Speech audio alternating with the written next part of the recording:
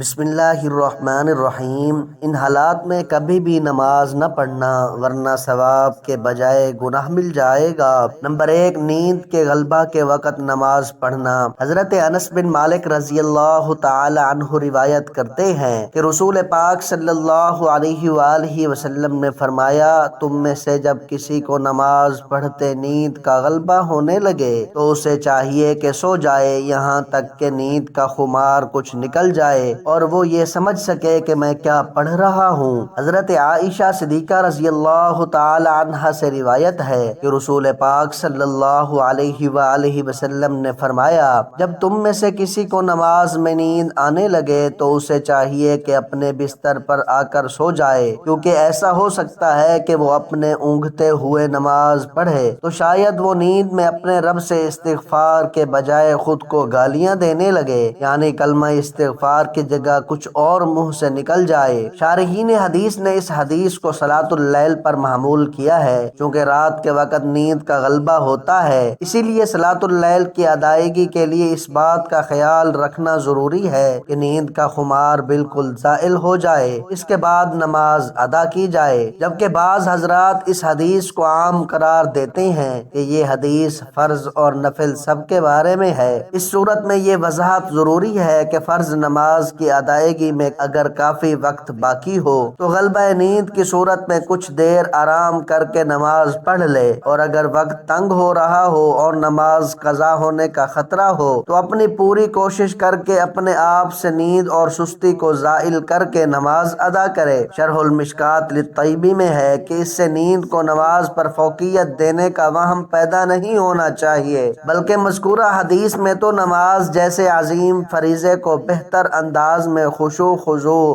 اور بھرپور توجہ کے ساتھ ادا کرنے کا حکم دیا گیا۔ باقی نمازوں کے لیے جو اوقات مقرر ہیں انہی اوقات مقررہ پر ہی نماز ادا کرنی چاہیے۔ حدیث پاک میں اسے اللہ تعالیٰ کا سب سے پسندیدہ عمل قرار دیا گیا ہے۔ چنانچہ حضرت عبداللہ بن مسعود رضی اللہ تعالی عنہ فرماتے ہیں کہ میں نے نبی کریم صلی اللہ علیہ وآلہ وسلم سے سوال کیا کہ اللہ تعالیٰ کے ہاں سب سے محبوب عمل کیا ہے؟ تو رسول پاک صلی اللہ علیہ وآلہ وسلم نے فرمایا، نماز کو اپنے وقت پر ادا کرنا۔ مقررہ وقت کے اندر اندر کسی وقت بھی نماز پڑھی جائے تو نماز ادا ہو جائے گی اور وہ نماز ادا کہلائے گی۔ اس سے تاخیر کرنے پر نماز قضا ہو جائے گی۔ جان بوجھ کر نماز قضا کرنا یا رات کو دیر تک جاگتے رہنا جس کی وجہ سے نماز فجر کے لیے اٹھنا مشکل ہو اور نماز قضا ہو جائے تو یہ بہت بڑا گناہ ہے، اس سے بچنا چاہیے۔ فقیہ ابو الیث رحمۃ اللہ علیہ فرماتے ہیں کہ آدمی کے لیے اونگھتے ہوئے نماز پڑھنا مکروہ ہے، ہاں اگر پڑھ لے تو جائز ہے، جبکہ نماز کے سب افعال اور قرات پورے ادا کر سکے۔ نمبر 2، پیشاب یا پخانہ کو روک کر نماز پڑھنا۔ جس وقت پیشاب یا پخانے کا شدید تقاضا ہو ایسے وقت میں نماز پڑھنا مکروہ تحریمی ہے۔ اسی طرح اگر نماز کے دوران پیشاب یا پخانہ زور کرے تو نماز توڑ کر فراغت کر کے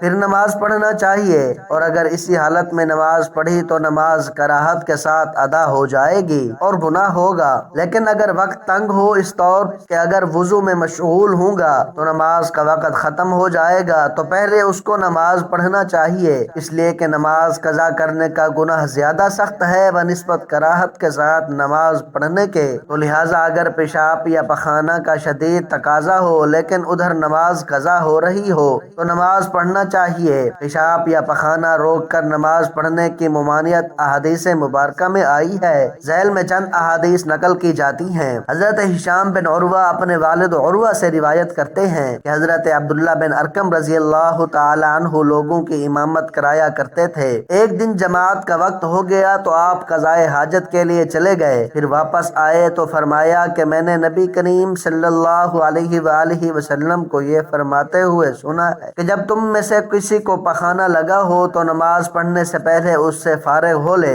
حضرت ابو امامہ رضی اللہ تعالی عنہ سے روایت ہے کہ رسول پاک صلی اللہ علیہ وآلہ وسلم نے فرمایا کہ کوئی شخص اس حالت میں نماز نہ پڑھے کہ وہ پیشاب یا پخانہ کو روکتا ہو۔ علماء کرام نے اس ممانعت کی وجہ یہ بیان فرمائی ہے کہ اس وقت نماز میں خشوع خضوع حاصل نہیں ہوتا، جبکہ نماز کو خشوع خضوع کے ساتھ ادا کرنے کا حکم ہے، لہذا حاجت سے فارغ ہو کر اطمینان کے ساتھ خشوع خضوع سے نماز ادا کرنی چاہیے۔ نمبر 3، سخت بھوک کی حالت میں نماز پڑھنا۔ اگر جماعت تیار ہو اور بھوک بھی شدت کی نہ ہو تو ایسی صورت میں نماز سے پہلے کھانا کھانا جائز نہیں ہے۔ دوسری صورت میں اگر شدت کی بھوک لگی ہو اور انسان کو پتا ہو کہ وہ کھانا کھائے بغیر نماز میں خشوع خضوع برقرار نہیں رکھ سکتا تو ایسی صورت میں کھانے کو نماز پر مقدم رکھیں گے، یعنی پہلے کھانا کھا لیں گے۔ اور اگر آپ اکیلے نماز پڑھ رہے تھے یا آپ نے خود ہی جماعت کروانی تھی تو نماز سے پہلے کھانا کھانے میں کوئی حرج نہیں۔ اگر جماعت کے ساتھ پڑھنی تھی اور بھوک بھی معمولی تھی تو ایسا کرنا ناجائز ہے۔ فقیہ ابو الیث رحمۃ اللہ علیہ فرماتے ہیں کہ جب آدمی کے سامنے کھانا رکھا جائے اور نماز کے لیے اقامت کہی جا چکی ہو تو کھانے سے فراغت حاصل کرنے میں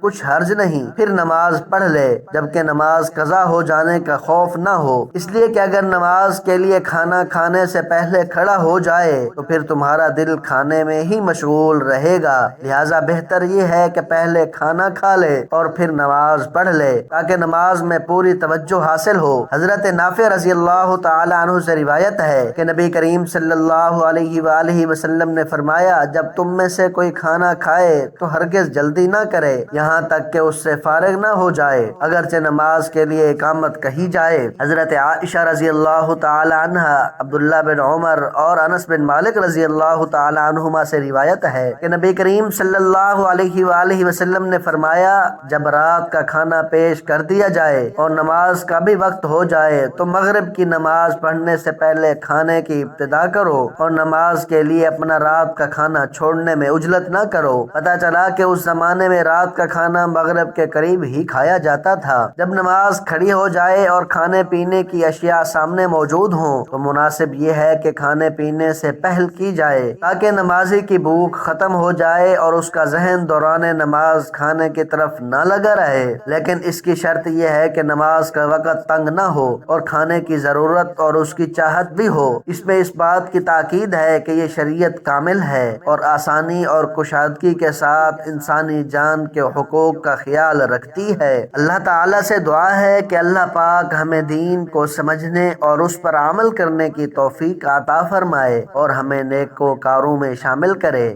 آمین ثم آمین۔ محترم ناظرین، آج کی میری اس انفارمیشن ویڈیو کو لائک اور میرے اسلامی چینل باب روشنی کو سبسکرائب کر دیجئے۔ جزاک اللہ خیرا کثیرا۔